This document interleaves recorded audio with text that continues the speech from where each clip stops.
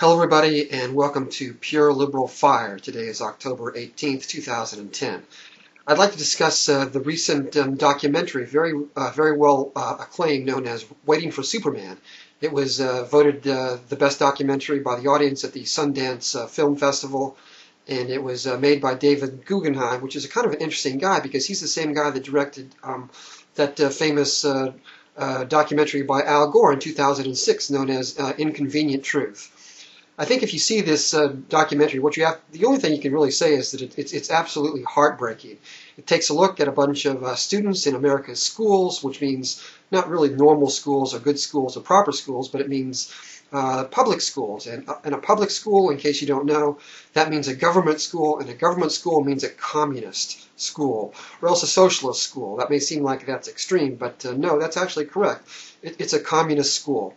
So David Guggenheim, he tries to explore what's going on and what goes wrong. He looks at maybe like 5 kids, all from different parts of the country, New York and Washington D.C. and Los Angeles.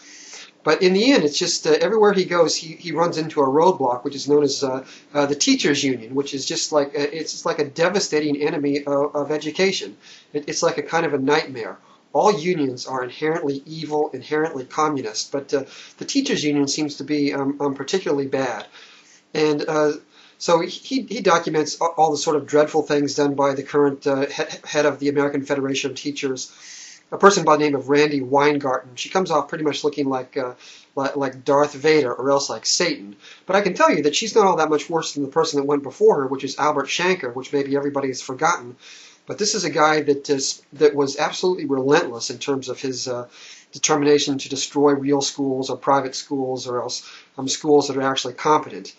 His main thing was he was forever attacking vouchers, and he must have said it like 1,000 times that he said a voucher, that's where you take public money to support private schools. But it's the exact opposite. A voucher is where you take the private money, and instead of sort of taking it and sending it over to the communist schools, you let people keep their own money, and they set up their own schools, and they get to hire actually good schools. You know, it's almost too easy to criticize today's government schools or communist schools. I mean, the kids get it costs like about maybe $15,000 per student, which is outrageous.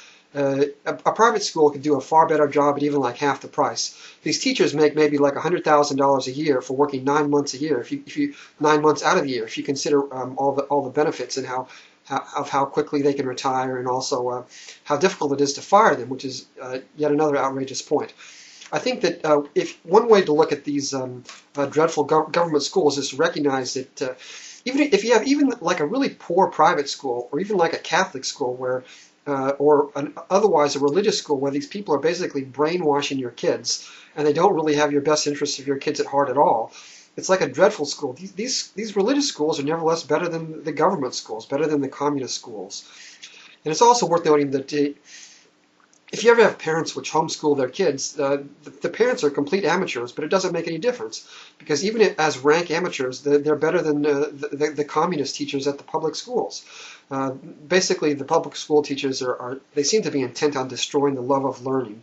Kids love to learn. It's easy to teach them, and it's an outrage that we have these sort of dreadful government schools or else communist schools.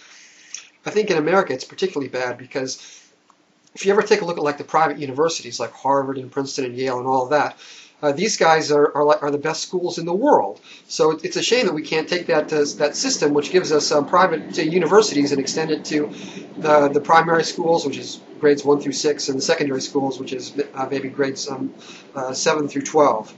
I think the main emphasis on this on this documentary is that they emphasize something known as charter schools. And if you want to know what a charter school is, it's basically nothing, but to a certain extent, the schools are able to evade some of the red tape and some of the bureaucracy from the government, and they're especially able to evade some of the dreadful union rules, which allegedly help out the kids, but they really destroy the kids. So you can escape some of the tyranny which comes from the government, either directly or indirectly from the unions. I think it's kind of interesting that Michelle Rhee, the head of the communist school system in Washington D.C., was fired a few days ago. She's like about as marvelous and as wonderful a person as you can get. So of course she's absolutely hated by the people, by the teachers' unions and everybody else that that supports the government and that supports the welfare state. She was forced out. But if you want to say something against her, however wonderful she is, she's a marvelously heroic person, an unbelievably hardworking and intelligent and virtuous individual. But she seems to not have a clue the fact that the way you correct the government schools is you get rid of them. You set up private schools. It is possible to make the government schools or the communist schools better, but you can't make them proper. So it's worthless, whatever she's doing. And I guess that's basically it.